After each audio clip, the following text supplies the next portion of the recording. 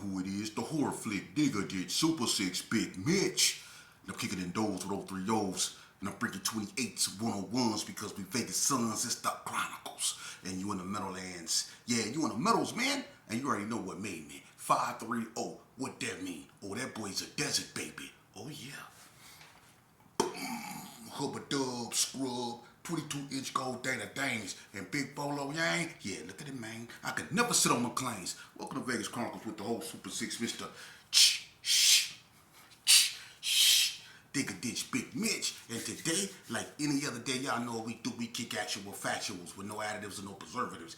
Just raw and uncut. Like what? Like summer sausages and crackers. You already know. I am not changing my intro.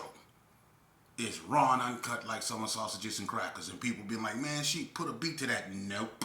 I'm keeping it just like it is. You know what I'm saying? I don't want to be like nobody else. Welcome to Vegas Chronicles with the host, man, Super 6, Mr. Digger Dish Big Mitch. And today, you know what we do. We kick actual factuals. So, you know, I correspond with my audience. I answer questions, man. But today, let me tell you this. Y'all be on the lookout. I'm going to do a video probably tomorrow. It's going to be a requested story. You know how I mix my videos up, man. But I got a story, man, I want to tell y'all tomorrow, man. Y'all be on the lookout for that, man. Y'all will really enjoy that. You know what I'm saying? And just like y'all enjoy Borat, Big Reno, you know what I mean? And all the other videos I did, you know, it's some truth in that, and it's a lesson that you need to be that needs to be learned when I do that. But let's move along and get right up into it. You know, I answer questions corresponding with my audience, and one of my audience asked me, you know, I don't know if I answered these questions, but I will answer it. And I'm gonna start being mindful of the questions I answer, so I don't keep, you know, talking about the same thing, because that's one thing I don't do. Is just repeatedly talk about the same thing. So, someone asked me, what are the most dangerous spots, you know, back during my era, that you would not want to get caught, you know, slipping at? Like, what are some of the worst eateries? What places you didn't want to get caught slipping at? You know, and I'm gonna give you a couple of them, man. You know, I don't know if I answered that question, but see, Las Vegas isn't Las Vegas anymore due to gentrification and people coming in and people leaving. Like I said in my prior videos, only about 7% of us natives, 530 babies, still remain in Las Vegas. So the face of Las Vegas has completely changed. All right, back in my era, you know, the places that you did not want to get caught eating at, you know, and you really risked your life going up there, but the food was so good, you know. But I'm gonna just give you a couple of them. You know, number one, and everybody know about this spot. You know, I won't say it's the worst spot, but people would say yes, it is, because so many people went up there and they got shot. And people are saying right now, oh, I already know he talking about Stop and Shop. Yes, Stop and Shop, stop and get popped, stop and get mopped, stop and get dropped, stop and get shot, stop and get all kind of stuff. You know what I mean? But Stop and Shop was one of the primary eateries.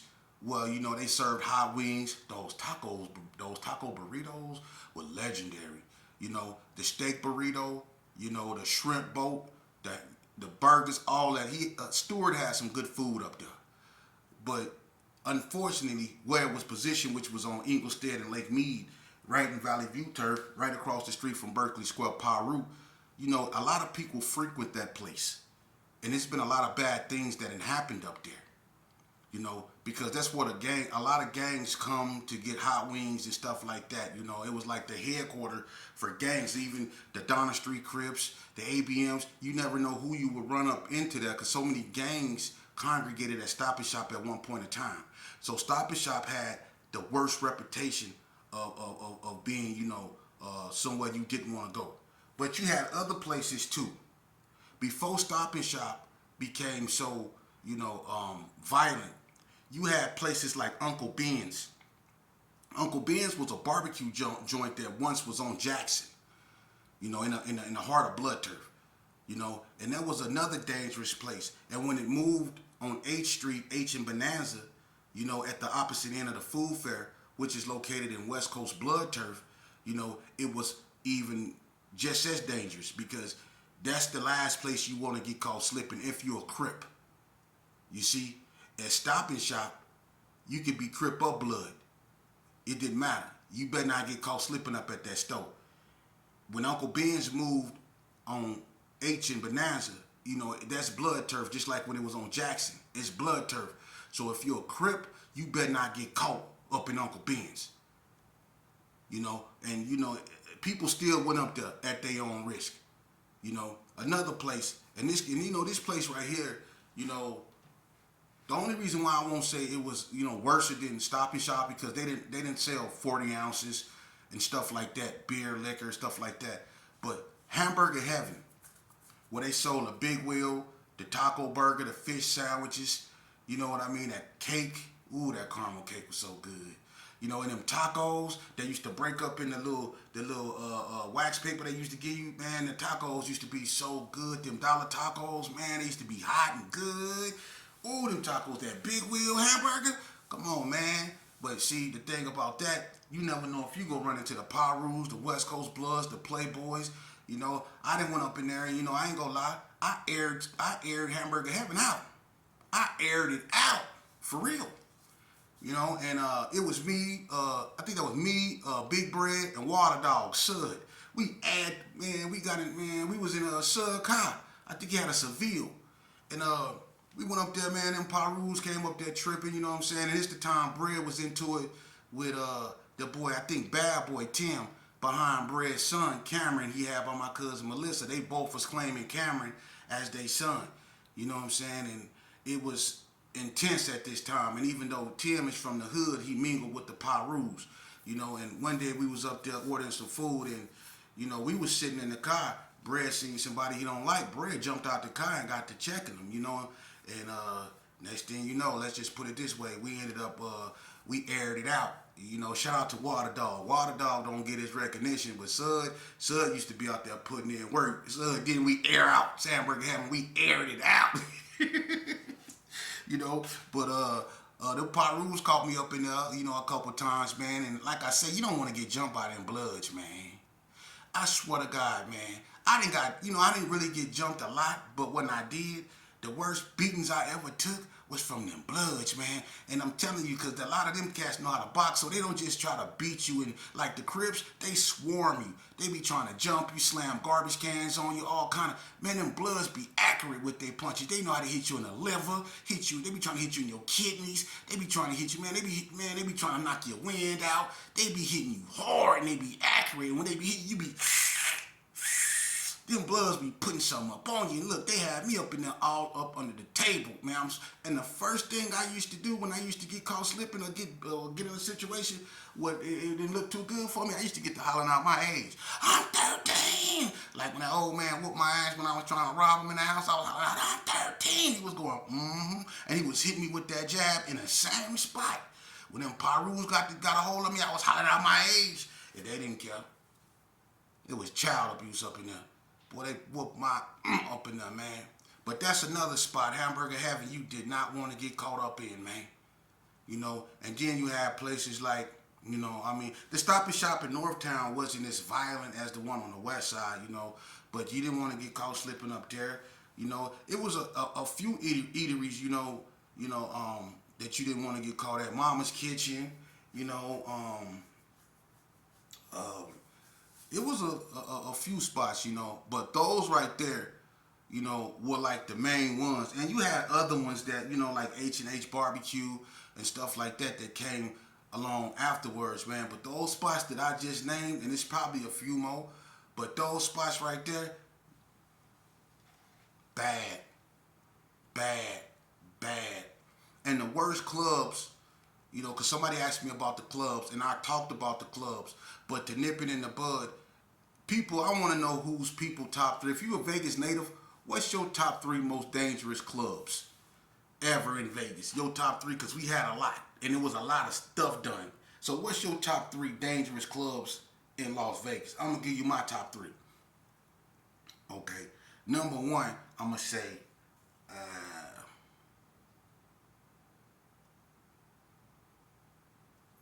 the Cottony Club. Because, and you know, that's just my opinion. I've been frequenting the Cottony Club ever since like 1988.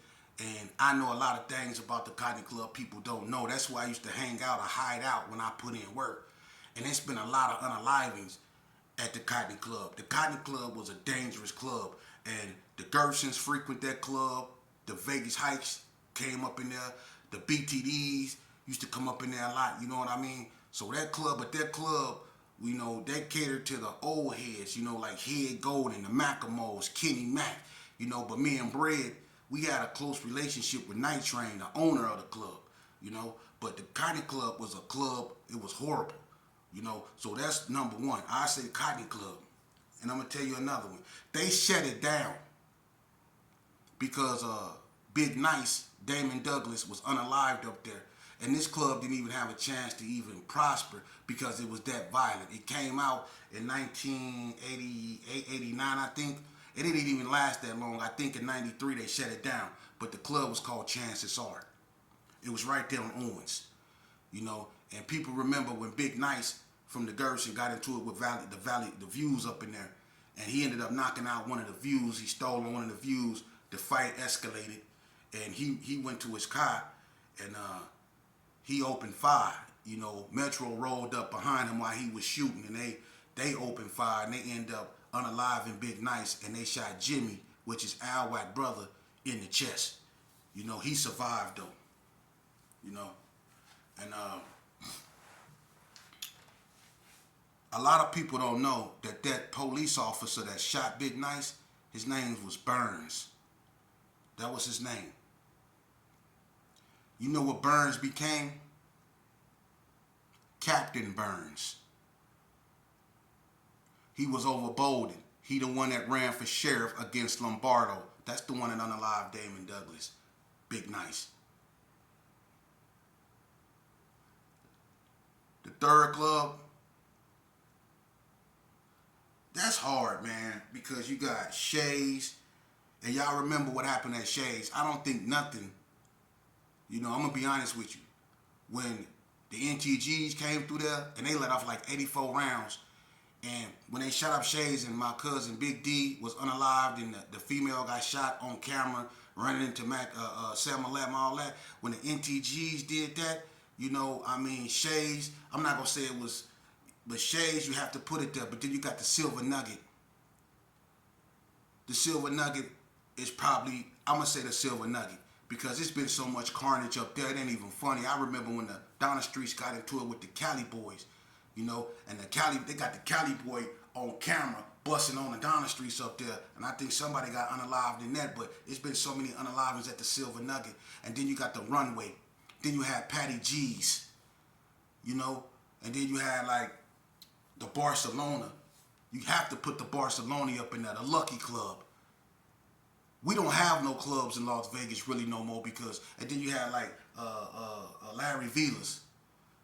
We don't have no clubs in Vegas no more because of gang violence. They took all our clubs because of gang violence, due to gang violence. The Heritage was one of the worst clubs. One of the worst clubs, the Heritage.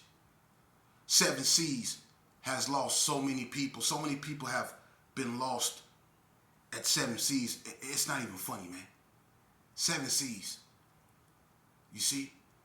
So when it comes to clubs, man, it's so many clubs in Vegas that was dangerous. Even Suge nightclub. Then you had Club 30-something. It was so many clubs that was bad. The Hunt Ridge. That the Hunt Ridge is unique because, see, what people don't understand is the Hunt Ridge was the place where the west side and the north really started to consolidate because it was an incident between the Gersons, Big Insane them, and Duke Daddy them from Donna at the Hunt Ridge.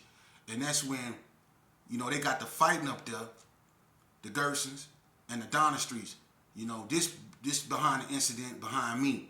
And this like in the early 90s. They got the fighting up there. And what happened was, after the Gersons and the Donna Streets got the fighting, the Parus jumped in the fight. You see? So that was one of the first signs of you seeing the west side coming together against the north, because the Parus jumped in the fight, and the Gersons didn't need no help, but basically helped the Gersons jump the Donna Streets. And the Parus got in it, behind what happened to Spanky Pete, Sean Jernigan, who was unalived right after I caught my case, and I think he got unalived in 93, if I'm not mistaken.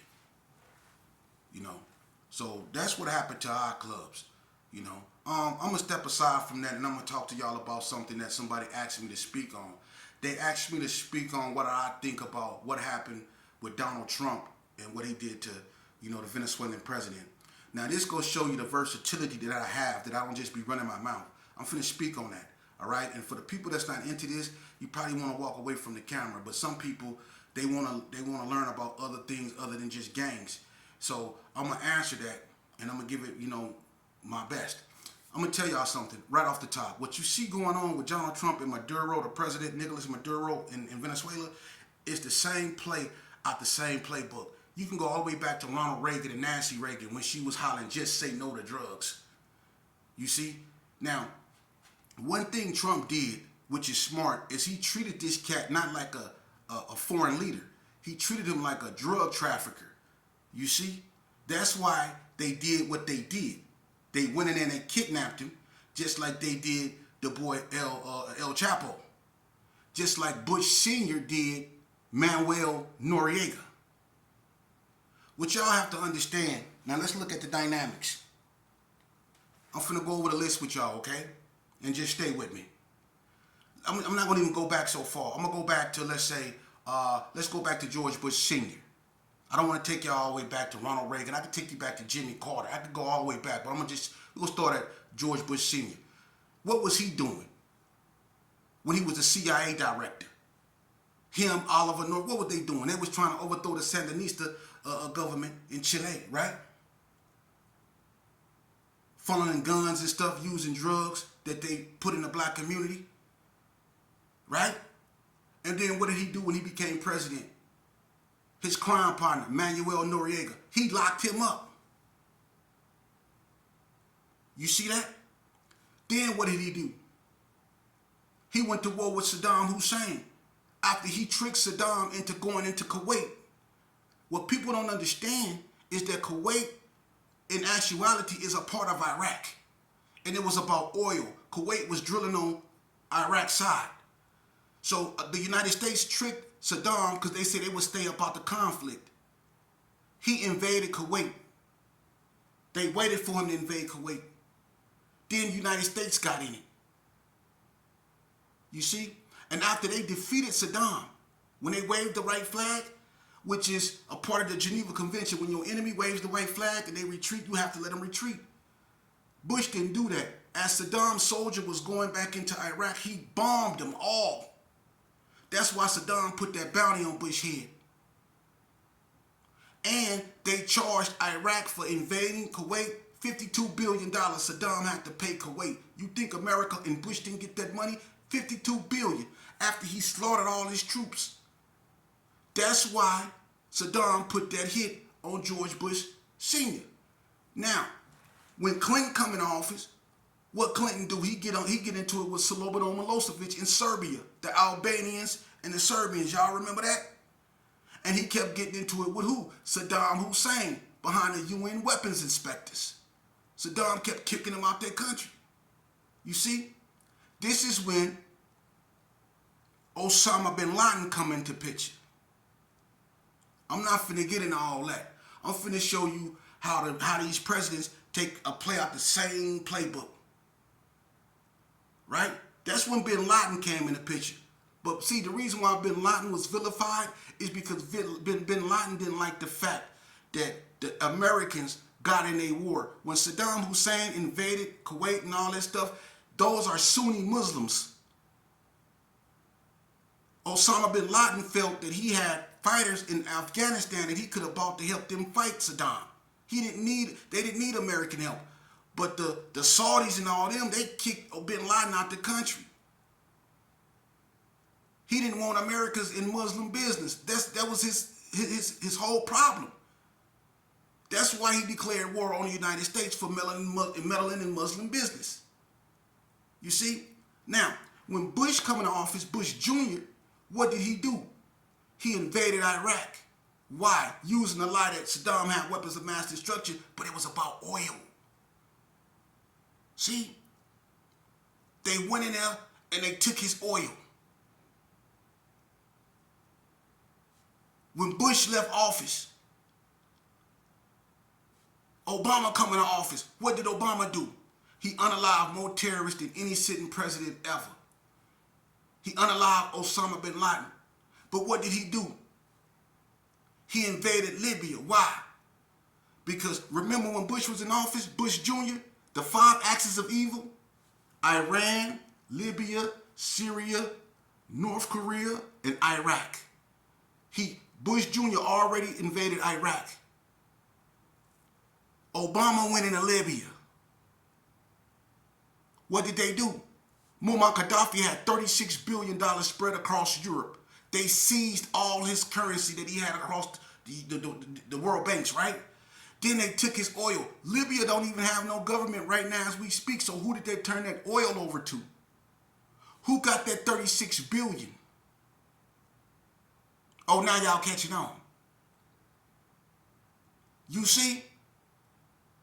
The only one that didn't really have no gripe to grind was Joe Biden. But when Trump came into office before Joe, Trump tried to go to war with Iran when he bombed Soleimani, the Iranian general. Iran just didn't bite. Then Trump lost the election and Biden came in. When Biden left, what Trump just do? He just went out to Venezuela. Why? Because Venezuela has the largest oil despot in the world. They have the largest oil despots, however you say it, despots.